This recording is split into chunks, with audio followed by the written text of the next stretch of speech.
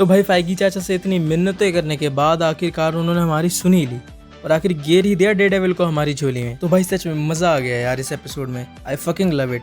तो भैया इस एपिसोड ने हमारे पिछले सभी जख्मों पे मरहम वाला काम किया है, और सिर्फ इसलिए नहीं क्योंकि इसमें डेडेविल था, मगर इस एपिसोड में फाइनली इसका प्लॉट थोड़ा तो आगे बढ़ा स्टोरी वाइज। देखो इस एपिसोड में मजे के साथ साथ और भी बहुत कुछ था, जैसे कि पहली बार हमने शी-हल्क को डेडेविल को उनके नए सूट में देखा और मार्वल के ना जाने और कितने नए ईस्टर एग्स देखे, और हाँ भाई हाँ डेडेविल को डांडिया खेलते हुए भी देखा। तो देखो एपिसोड शुरू होता है इस हरे मेंढक के साथ जो कि अपना नाम लीपफ्रॉग बताता है, जो कि एक्चुअली में बैटमैन की सदर बाजार वाली सस्ती कॉपी है भाई, कसम से। मतलब भैया भाई साहब ने बैटमैन की बैट केव जैसी खुद की एक फ्रॉग केव भी बना रखी है, जिसका नाम भैया ने लिली पैड रखा है, और तो और बंदे ने बैट सिग्नल जैसा खुद का एक फ्रॉग सिग्नल भी रखा है।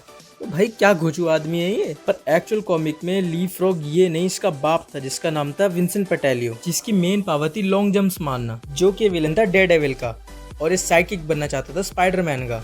भाई मेरे को तो इसका बाप भी घोचू लग रहा है। तो भैया आगे अपने सूट की धज्जियां उड़ाने के बाद ये लीपफ्रॉग हमारी जेनिफर से कहता है कि भैया अपने को तो चाहिए पैसा वापस, और फिर अपनी शीख जाती है उसी दर्जी के पास जिसके पास उसने भी अपनी गाला वाले ड्रेस सिलवाने के लिए दिया, मगर वहाँ उसके साथ कुछ मुठभेड़ होने की वजह से जेनिफर ल्यूक को कोर्ट कचहरी का न्योता दे आती है, और फिर वहाँ पहली बार मुंह दिखाई होती है हमारे मैट मर्डॉक भैया की। तो भैया कहाँ थे आखिर इतने दिन, मगर कोर्ट रूम में तो भैया हमारे मैट मर्डॉक भाई साहब जेनिफर की धज्जियां उड़ा देते हैं।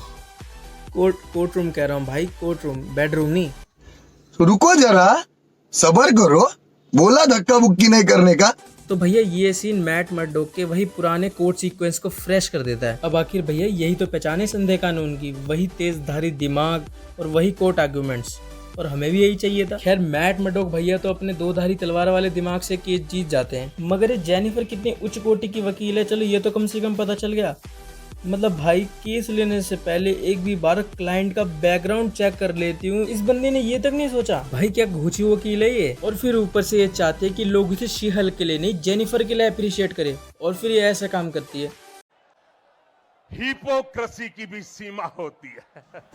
और अब यहीं पर मैट मर्डॉक भाई साहब द्वारा हमें एक ईस्टर एग मिलता है कि जो सोकोवी अकॉर्ड्स हमने सिविल वॉर में देखे थे वो अब एग्जिस्ट नहीं करते हैं। इसका मतलब इसके बंद होने के बाद कोई भी सुपर हीरो अपनी सीक्रेट आइडेंटिटी को रख सकता है, और गवर्नमेंट भी अपनी नाक नहीं घुसेड़ सकती। और इसके बाद हमारी जेनिफर और हमारे मैट मर्डॉक भाई साहब बार में जाके खूब जाम छलकाते हैं, और एक दूसरे की चिंगारी तो भड़का ही रहे होते हैं, जो देख के मजा तो बहुत आ रहा था, और इन दोनों की केमिस्ट्री में भी है कुछ बात। और इसके बाद जेनिफर शी-हल्क बन के मिलती है टॉड से, अरे वही जिसके साथ वो पहले भी एक बार डेट पे गई थी, और वो बंदा बताता है कि उसने एक वकांडा स्पेयर खरीदा है, जो कि हमें पोस्ट क्रेडिट सीन में भी दिखाया जाता है, और वो स्पेयर वापस वकांडा को चाहिए, और उसका वकांडा फॉरएवर करके चिल्लाकर दीवानापन शो करना आने वाली वकांडा फॉरएवर मूवी का ही एक ईस्टर एग है। खैर भैया इसके बाद आते हैं हमारे डेडेविल भैया, वो भी अपनी रेड और येलो कॉस्ट्यूम के साथ, और भाई कलेजे को ठंडक मिल गई, और साथ ही शी-हल्क भी पहली बार अपनी ओजी सूट के साथ दिखती है। और इन दोनों के एक छुटकू से फाइट सीक्वेंस के बाद दोनों जाते हैं उस मेंढक की बैट के में, और यहाँ ये डेडेविल का फाइट सीक्वेंस नेटफ्लिक्स वाले डेडेविल की सीजन 1 की कॉरिडोर वाले सीक्वेंस की याद दिलाता है। पर फिर वही घुसेड़ दिया फाइगी चाचा ने शी-हल्क को।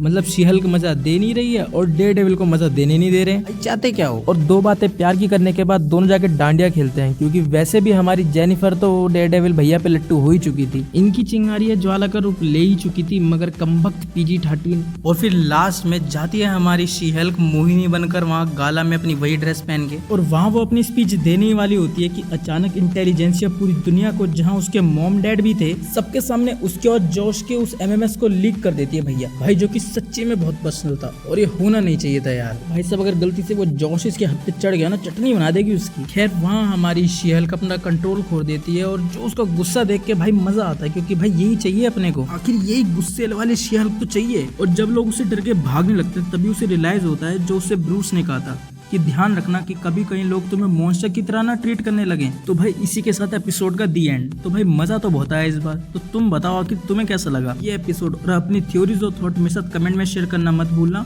और अगर अभी तक मेरी आदि पुरुष वाली वीडियो नहीं देखी है तो ये लो देखो जल्दी, और अगर वीडियोस पसंद आई हो तो लाइक तो जरूर कर देना, और चैनल को सब्सक्राइब करे बिना मत जाना। और अगर पर्सनली जुड़ना चाहते हो तो सोशल मीडिया पे आ जाओ, और अपन मिलते हैं अगली वीडियो में। तब तक के लिए always remember, we will rock it.